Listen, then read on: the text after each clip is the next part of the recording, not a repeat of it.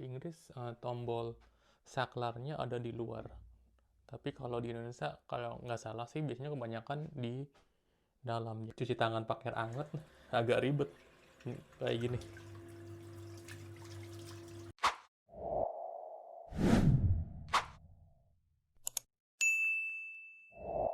Halo teman-teman, terima kasih sudah klik video ini.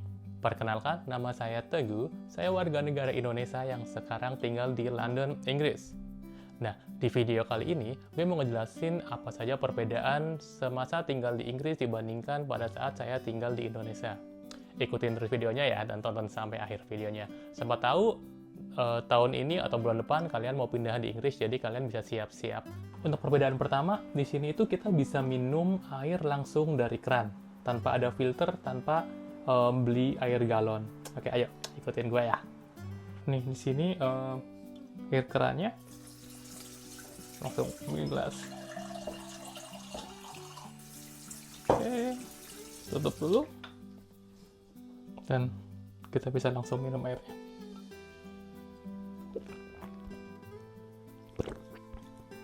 Nah, selain air keran ini juga sehat dan aman untuk diminum, jadi kita juga bisa irit biaya. Jadi kita bisa ngirit biaya untuk pembelian air mineral.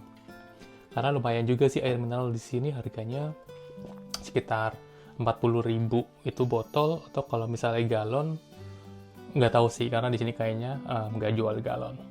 Oke, dan untuk counter shock dan untuk perbedaan selanjutnya itu ada di mesin cuci. Jadi rata-rata rumah di Inggris itu semua mesin cucinya ada di dalam dapur. Nah ini ya guys, jadi ini tuh sebenarnya dapur. Jadi mesin cucinya ada di sini, sama ada mesin pengering.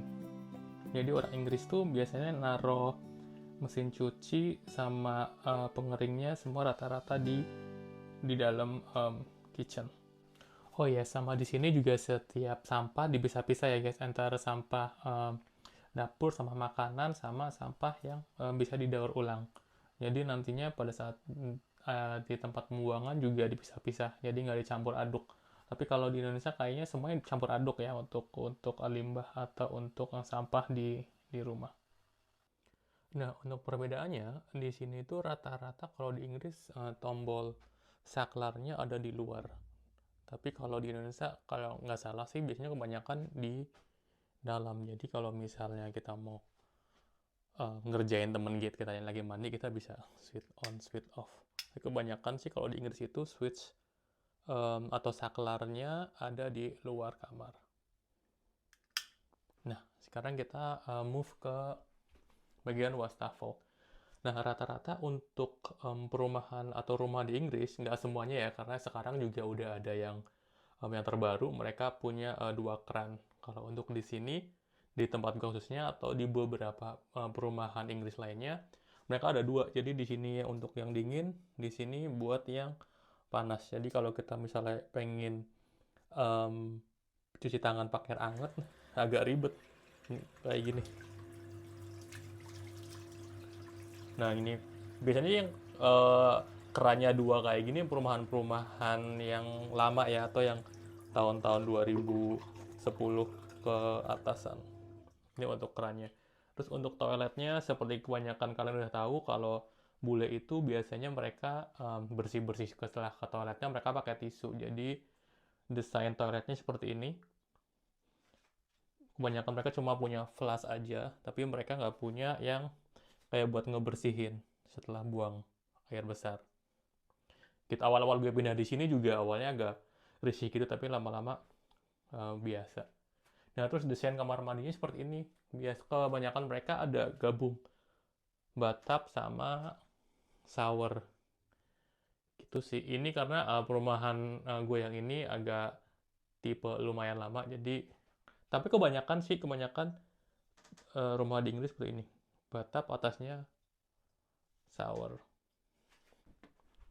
Nah, sama rumah-rumah di Inggris itu punya banyak banget pintu. Jadi ini kamar tidur, kita buka pintu. Nah, ini ada pintu lagi. Dan ini sebenarnya kayak living room. Gitu, jadi banyak banget pintunya.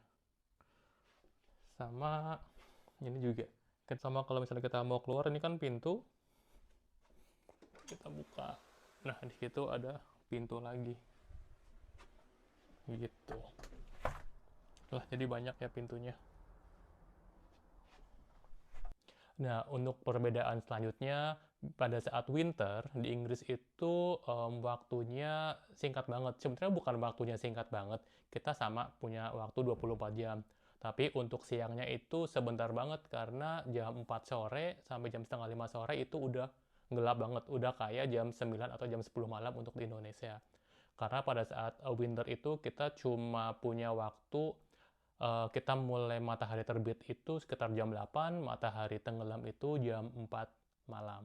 Nah, sama semisalnya kalian itu pesan antar kayak Shopee, Tokopedia, dan lain-lain, tapi untuk di Inggris kita pakainya Amazon rata-rata mereka, karena kita nggak terlalu banyak e-commerce yang ada di Inggris.